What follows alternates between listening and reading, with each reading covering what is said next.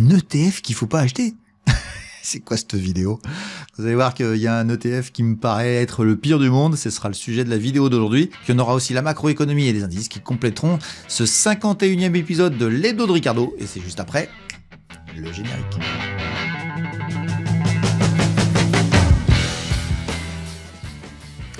Bienvenue sur Fondamentalement Bourse, la chaîne des investisseurs qui veulent reprendre le contrôle. Et aujourd'hui, on va reprendre le contrôle des ETF où vous croyez peut-être tous qu'il faut tout acheter et que c'est des actifs absolument formidables. C'est pas toujours le cas. Et on va voir qu'il y en a un qui est particulièrement pas bon et il y aura toutes les explications techniques de pourquoi il est pas bon, il est pas intéressant sur temps court, temps long, etc. Et vous verrez que vous y apprendrez beaucoup de choses sur les ETF et sur la méfiance qu'on doit avoir sur tout l'ensemble de tous les actifs, quel qu'il soit. Voilà, ce sera donc le titre du jour de cette vidéo. Et puis on aura un programme raccourci avec la macroéconomie, où on verra qu'il y a assez peu de choses cette semaine, si ce n'est de l'inflation aux États-Unis ce vendredi. Et puis on enchaînera avec les indices là, où on fera un point, on verra que la France est très isolée et que finalement il se passe pas grand-chose sur les autres marchés, il y a peu de réactions. Et puis ce sera tout pour cette vidéo, puisque vous ne m'avez pas donné de valeur à étudier, donc on n'en fera pas. Et on s'arrêtera là-dessus, ça me fera un petit peu de vacances, une vidéo un peu plus courte que d'habitude. Et puis si vous voulez aller plus loin dans l'apprentissage de la bourse, eh bien, je vous invite à aller voir dans la description en dessous de la vidéo.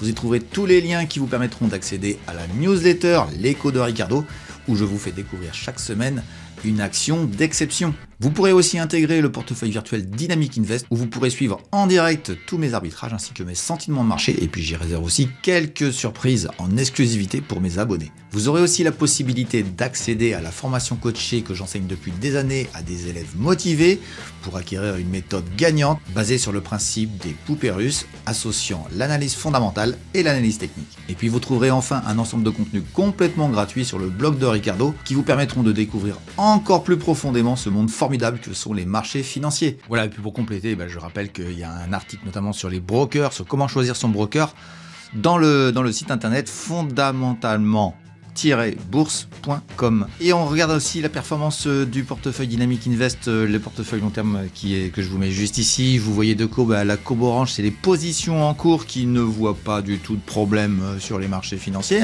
que ce soit très clair, ça monte très fort.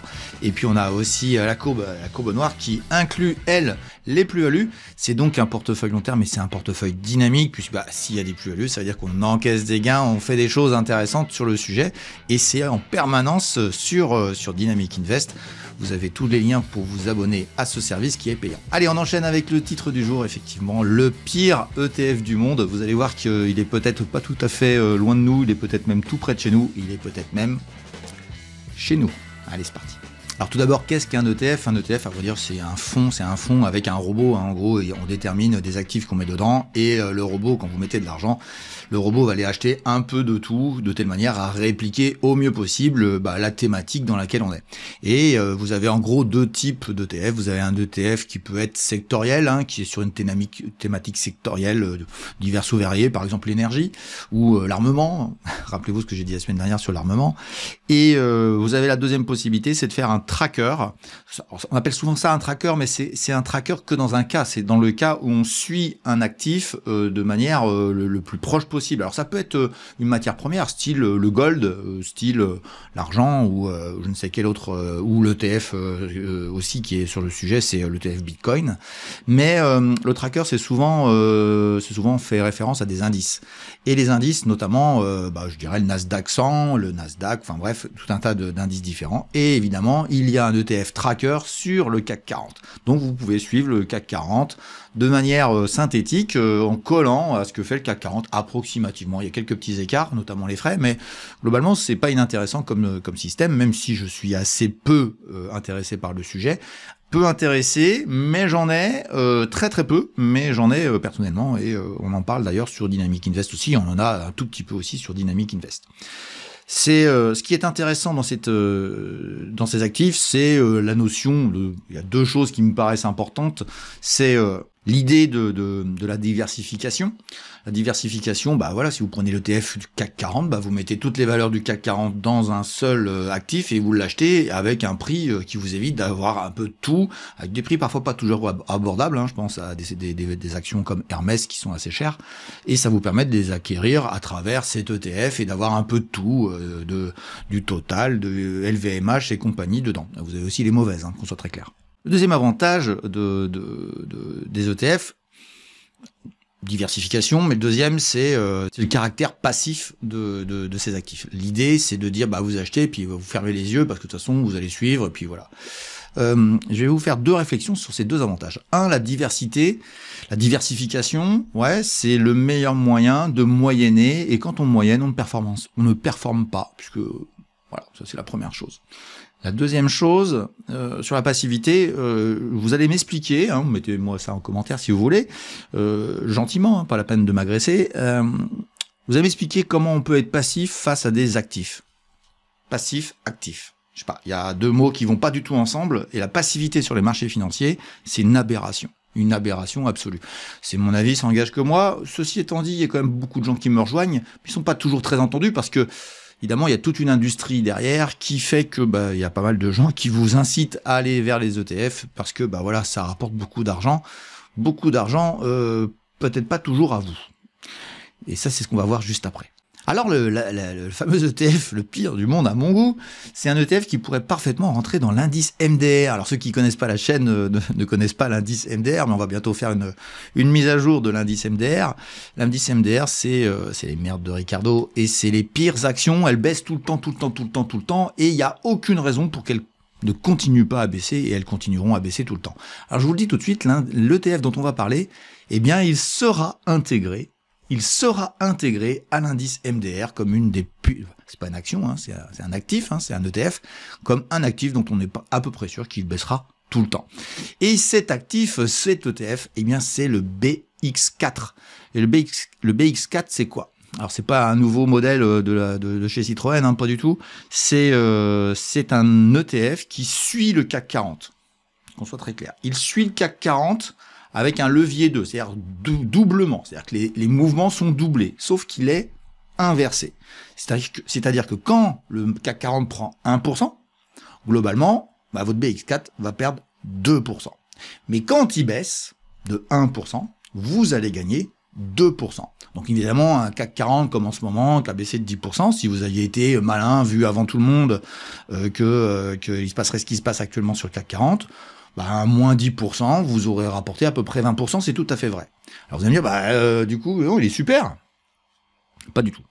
Pas du tout, parce que je vais vous faire voir pas mal de choses qui vont vous faire voir que il faut être très très relatif sur cet actif, qui pour moi est l'un des pires, parce qu'il est structurellement baissier, et structurellement ça continuera. C'est donc un actif qui mérite de rentrer dans l'indice MDR. L'idée que j'ai à travers ça, c'est de vous expliquer que il y a des gens qui disent à longueur de temps, c'est la fin du monde, ça va être la fin du monde. Là, voilà, ils s'en donnent à cœur joie. La politique prochaine d'un nouveau gouvernement, etc. Ça, c'est du pipeau. Ce sera peut-être pas bon, hein, ce sera peut-être mauvais, et ça ira envoyer le CAC 40 très bas, mais pour l'instant, on n'en sait strictement rien. Donc c'est vraiment des vendeurs de peur qui ne cherchent qu'à vous faire peur.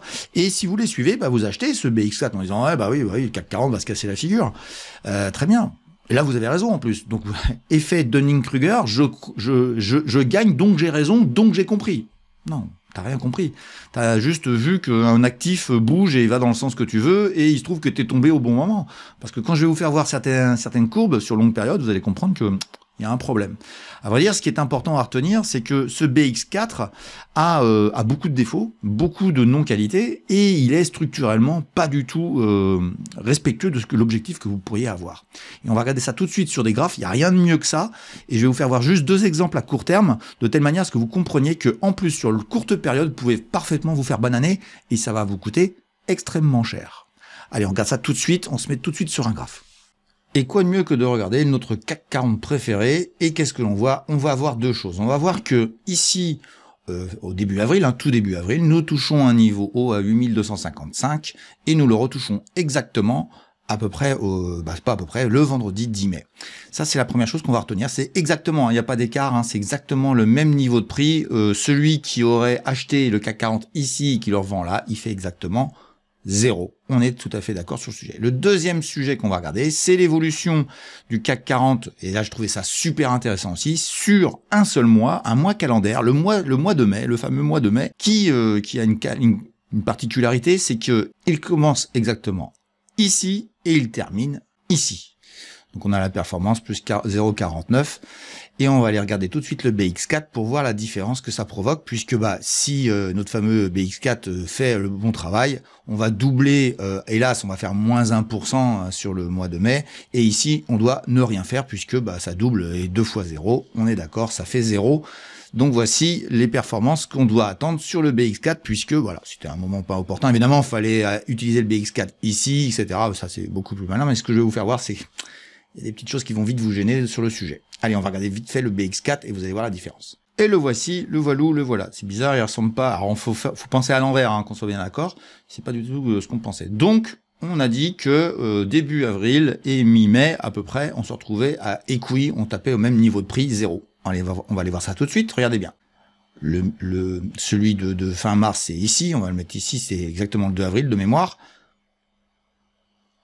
1,79% d'écart entre les deux niveaux les plus bas, qui sont donc inversés par rapport au CAC 40, pendant que le CAC 40 a fait exactement le même niveau, vous avez un écart de 1,79%.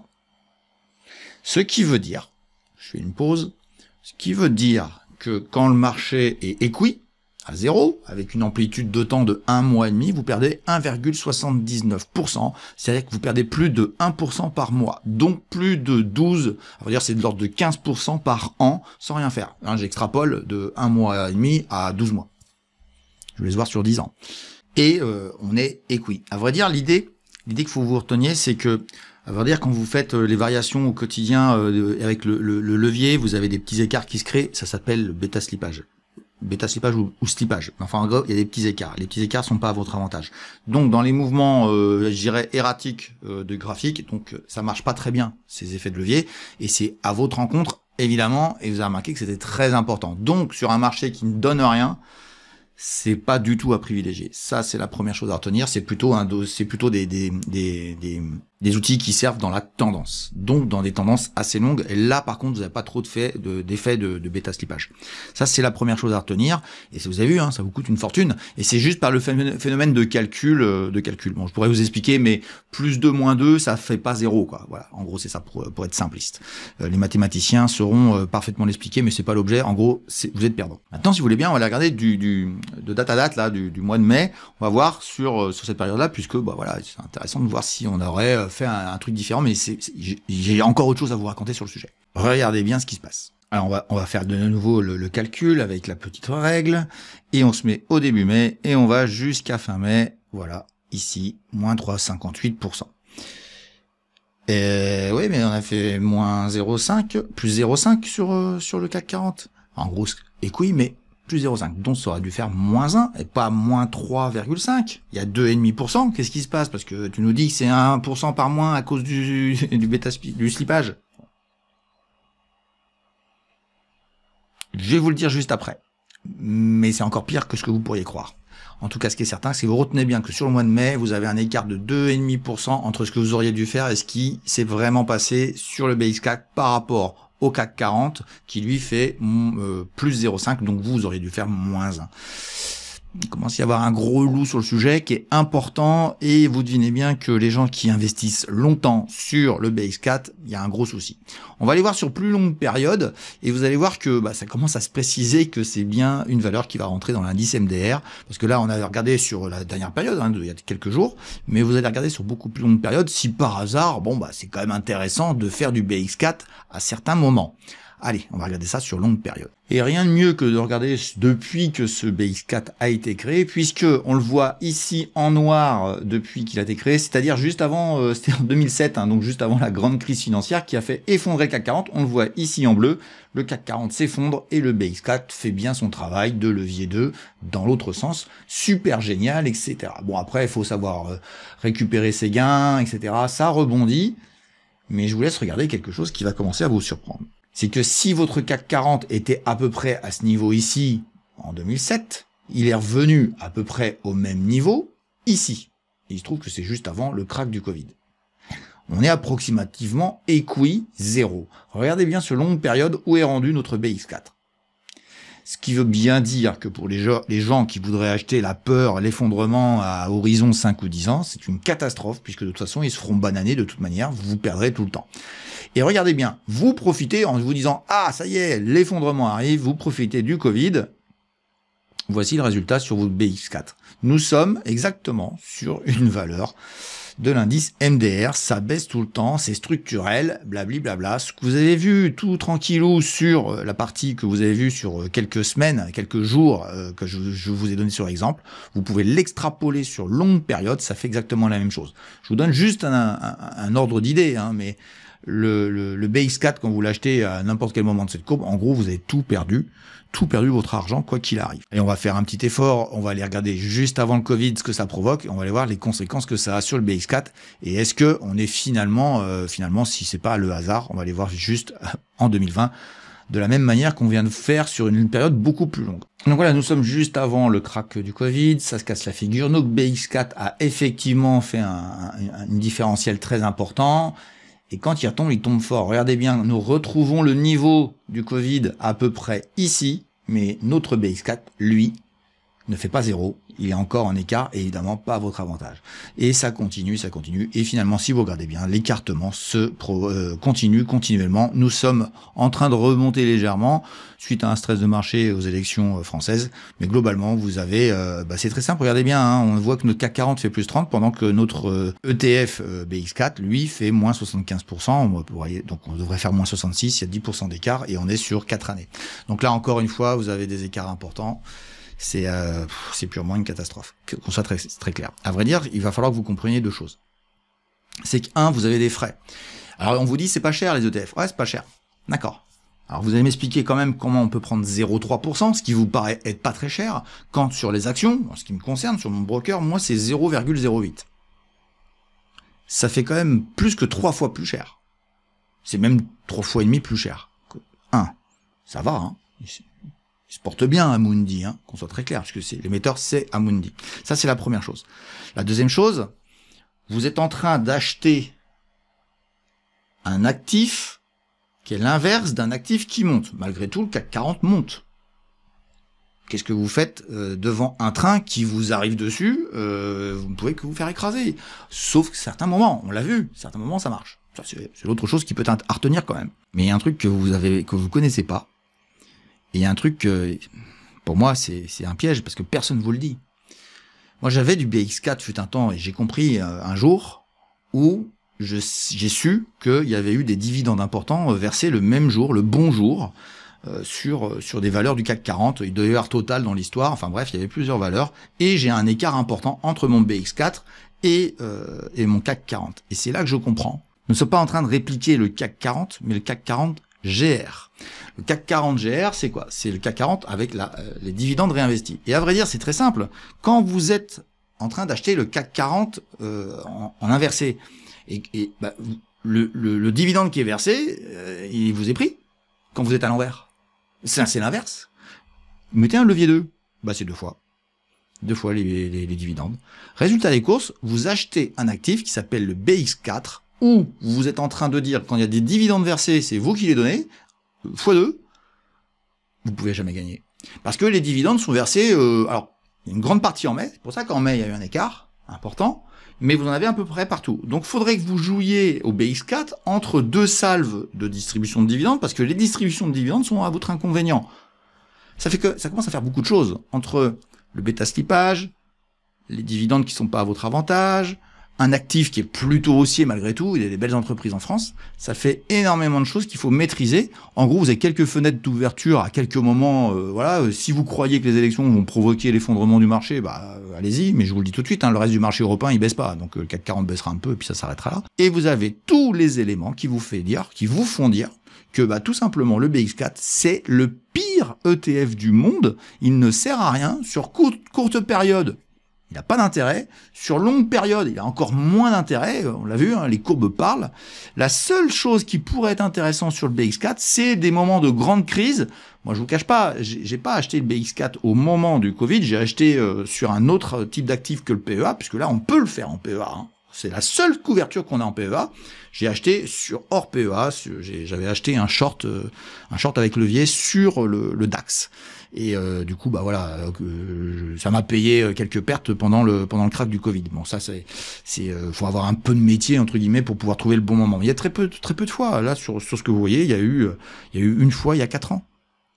Et il y a eu en 2008 à la limite, mais ça s'arrête là. Il n'y a pas grand-chose d'autre à tirer de ça. C'est vraiment les grandes crises qu'il faut aller acheter ça. Et il faut pas y rester très longtemps. Vous avez remarqué quand même que vous n'êtes pas à votre avantage. Donc à partir de ce moment-là, ça me paraît être l'ETF le pire du monde.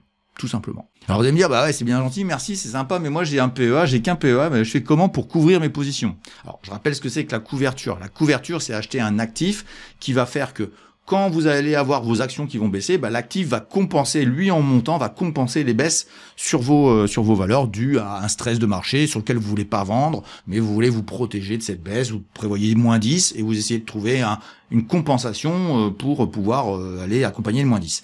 Bah, à vrai dire, qu'est-ce que vous allez faire dans votre PEA? Vous allez commencer par vendre des actions pour laisser de la place à cet actif, notamment le BX4. Pourquoi pas d'ailleurs? En imaginant.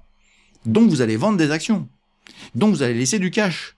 Ben moi j'ai envie de vous dire que la première des protections à avoir, c'est la quantité d'argent posée sur le marché. Tout simplement, puisque vous vendez des actions, restez cash. Le cash, parfois même être totalement désinvesti d'un marché, c'est la meilleure protection.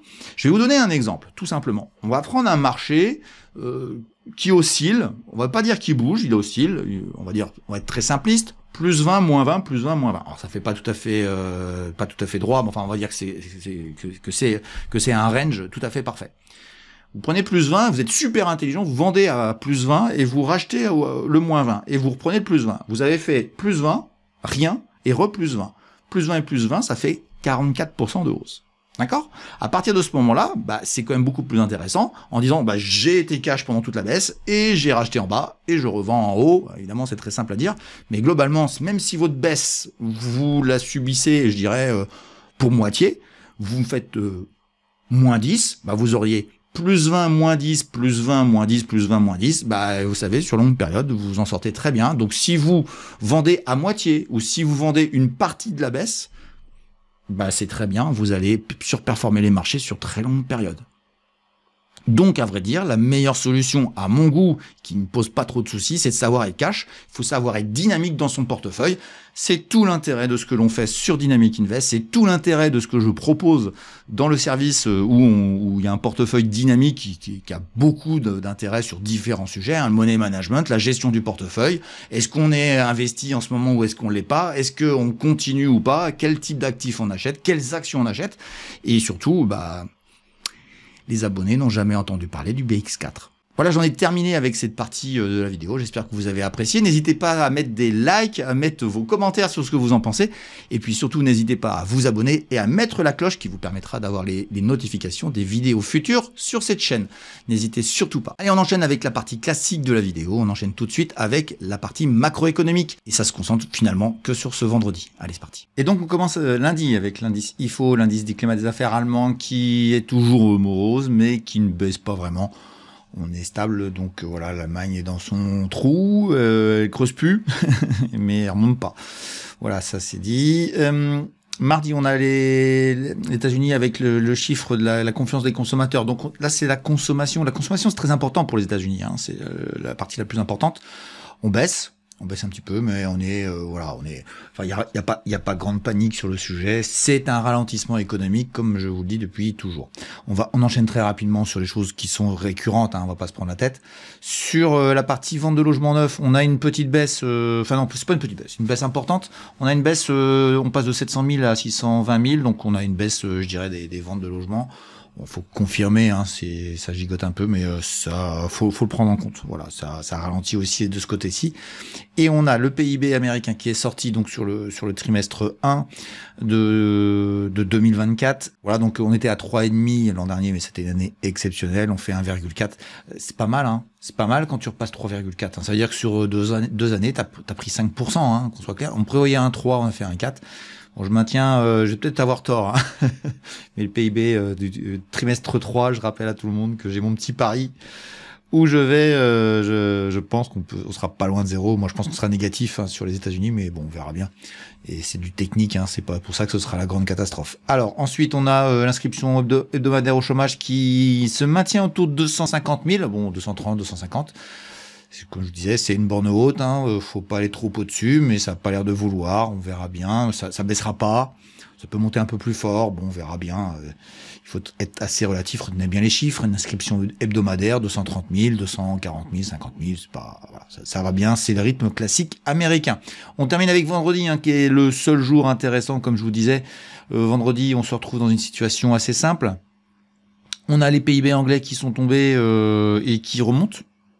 L'Angleterre remonte.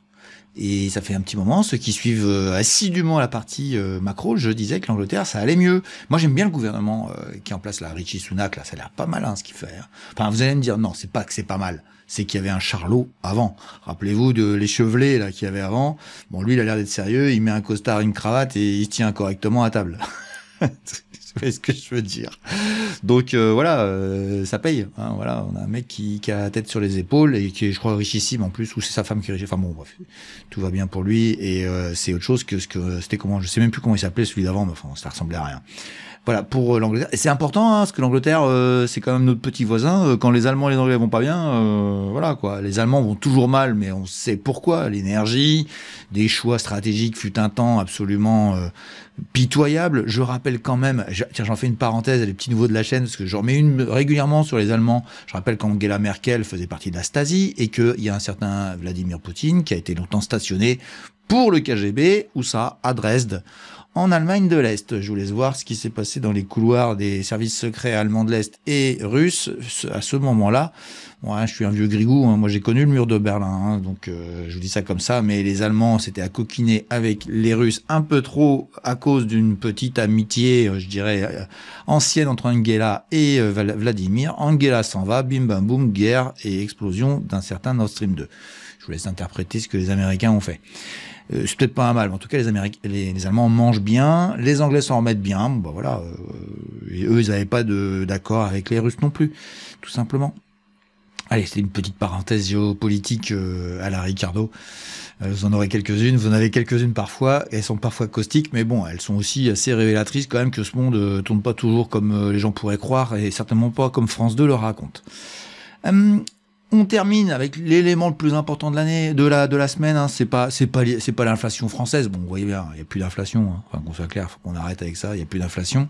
Ce qui est important, c'est le PCE. Le PCE, c'est l'inflation américaine. Alors il y en a deux types. Il y a l'IPC et le PCE, mais le PCE est un peu fait différemment. Et à partir de ce moment, ce qu'il faut retenir, c'est que la Fed regarde plutôt, la Banque centrale américaine regarde plutôt le PCE. Et là, on a le PCE Core. Le PCE Core, c'est donc l'inflation américaine, c'est la partie structurelle. Et cette partie structurelle, c'est la plus importante. C'est elle qui s'exprime. On enlève la nourriture et on enlève l'énergie. Ce qui fait qu'on a le reste. Et avec le reste, on fait une inflation.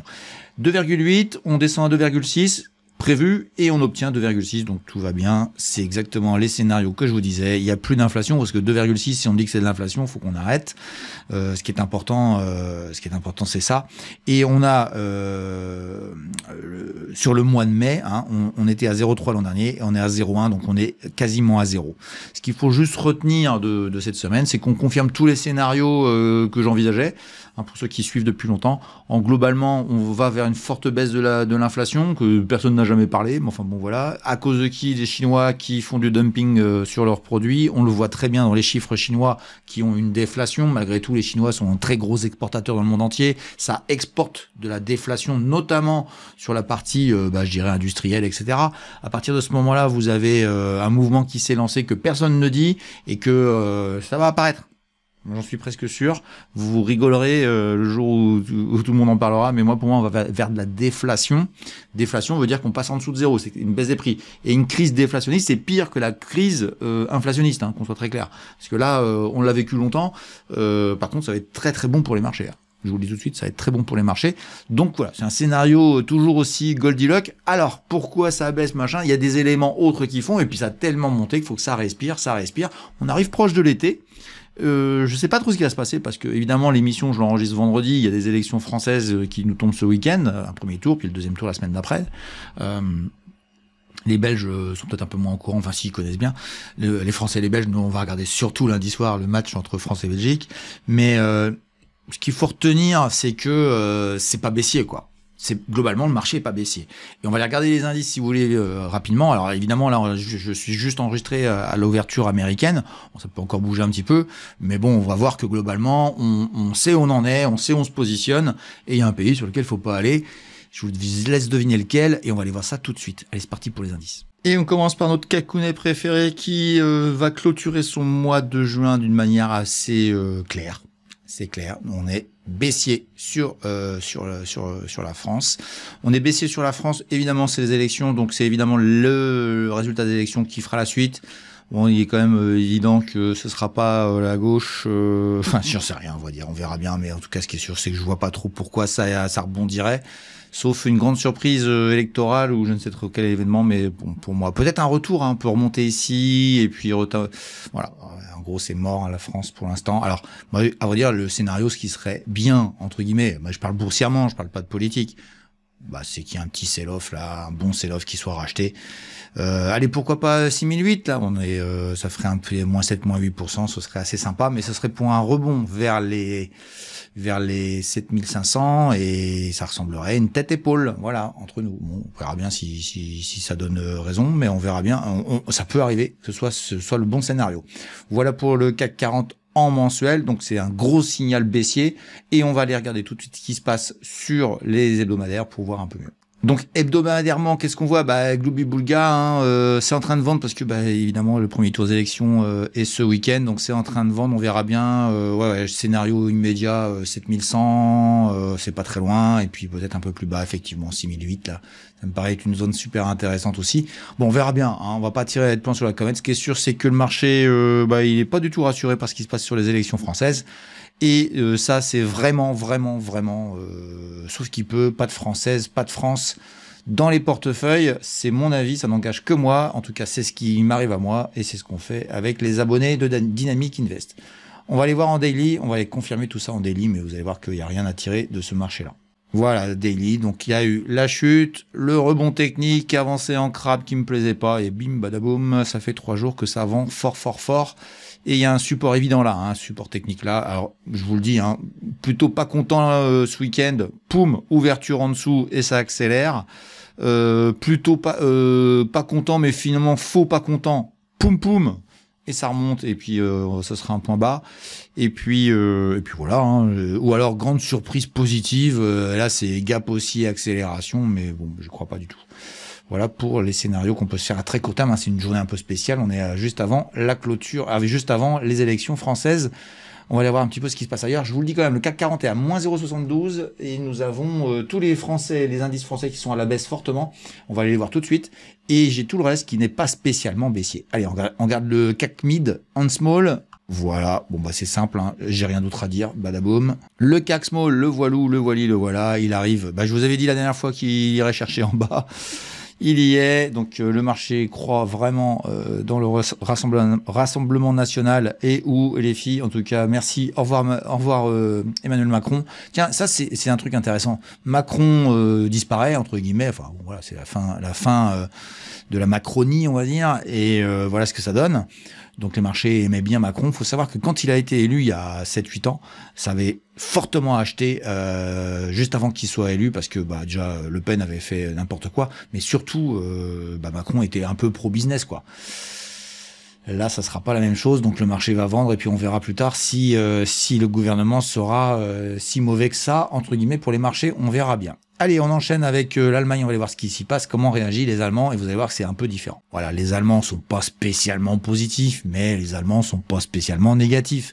Et ça, c'est super intéressant de voir comment la discrimination que l'on peut faire sur les marchés aide à avoir des réponses assez claires. Alors quand même qu'on soit clair, hein, ça c'est une sale bougie, on est en daily, on est en journalier, c'est une mauvaise bougie qui dit je vais aller chercher plus bas. Donc on anticipe un stress de marché allemand aussi qui irait chercher le bas du canal, ça serait assez sympa techniquement. Allez, on on va aller voir aussi un petit peu, on continue le tour d'Europe, on va aller voir les Belges. Les Belges, oh, bon, voilà. Ils envisagent peut-être de perdre le match de lundi, je ne sais pas. Allez, on enchaîne avec nos amis, les Italiens, vite fait. Allez hop, les Italiens, c'est pareil, on fait attention, ça vend moins, mais ça suit le mouvement. Les taux d'intérêt sont orientés France et Italie sont orientés à un fort écart avec le taux allemand, c'est-à-dire que l'argent part en Allemagne. Et ça fait un petit moment que ça dure. Allez, on finit avec l'AEX de Amsterdam. Alors lui, il s'en fout complètement. Voilà pour le petit tour d'Europe. On va aller tout de suite aux États-Unis voir ce qui s'est passé ces derniers jours. On commence par le Dow Jones. Et ben notre Dow Jones, qu'est-ce qu'il raconte? Alors la bougie du, je dis une bêtise. C'est curieux, cette bougie-là, elle me paraît bizarre. Ah non, oui, si, elle est accélération forte dès l'ouverture. Et mon scénario, j'avais dit, où je pensais un petit range et que ça allait chercher plus bas, pour l'instant, il est caduc. On verra bien, mais pour l'instant, non, ça tient bien aux États-Unis.